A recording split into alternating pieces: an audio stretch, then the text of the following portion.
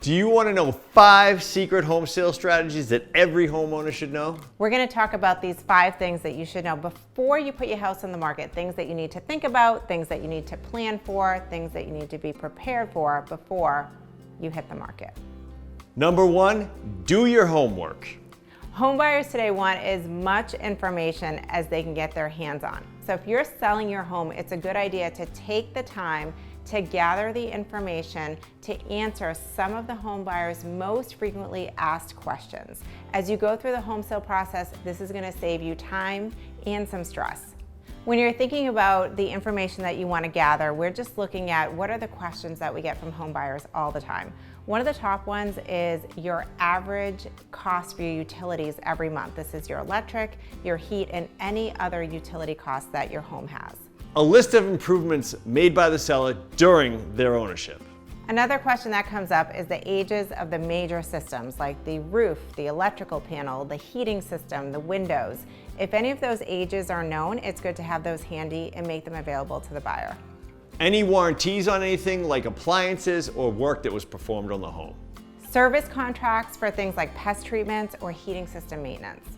The presence of any easements or any property restrictions like a shared driveway. If your property is in a flood zone, you're going to want to disclose that and also have the cost of the additional flood insurance. Things like leased solar panels you need to look into a little bit more because you got to find out how you're going to transfer them over or what's involved in that, so you might have to reach out to the company. Basically anything that you would want to know about the property if you were buying it yourself. Number 2, make repairs but don't overdo it. You don't want to go crazy when you're making repairs, and you want to make sure that the money you're spending is going to not only benefit the buyer, but it's also going to benefit your bottom line. So for example, if your roof is leaking actively, obviously you're going to want to fix that. But if your roof is just old, but still working fine, it could be a waste of money to go out and spend money on a new roof. If your appliance is broken, which one should you get? Do you need to get a high-end model? Do you need to spend that much money? It's all going to depend on your home's value. So you really want to analyze every upgrade before you make it to make sure that it's going to be worth it, boost the value, and not be a waste of money. Number 3, always be willing to show. One mistake that I see is home sellers limiting the times when buyers can come in and see the property. This was very popular during the pandemic because there were other things that we were concerned about with limiting the number of people coming in, but unfortunately we're still seeing this happen today sometimes. Yeah, if you go to the store and you want to buy something, you want it now. It's instant gratification. You don't want to wait. These are people that might be willing to give you the offer you're looking at. So be courteous and make sure you let people come in and see the house when they want to. That person that you're not letting come to the house could be your best offer. Number 4, don't read love letters. I never read any of the love letters that you gave me.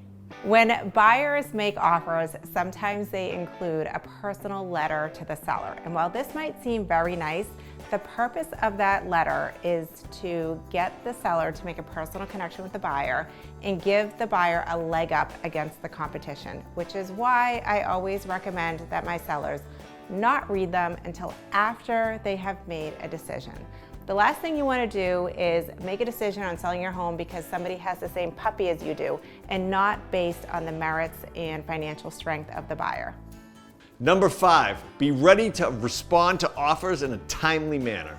Sometimes I have home sellers who get an offer and then they're just like, oh my goodness, I have to make this decision so quickly.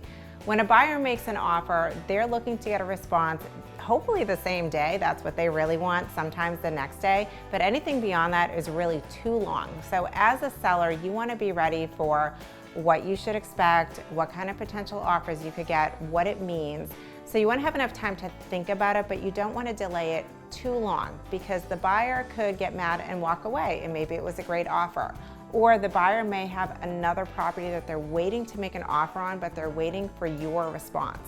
So as a seller, you want to keep that in mind, that you want to respond right away. You don't want to let things go too long because it may not work out the way you hoped.